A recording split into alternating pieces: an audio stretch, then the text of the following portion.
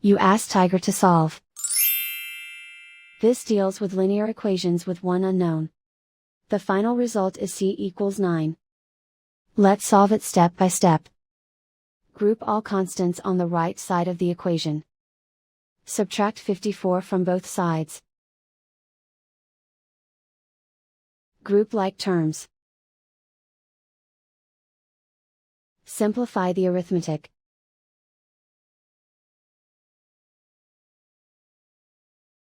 Isolate the c.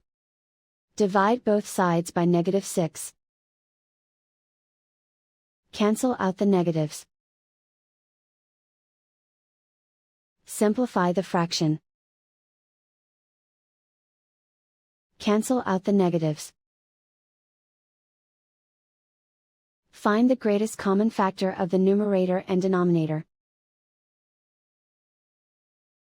Factor out and cancel the greatest common factor.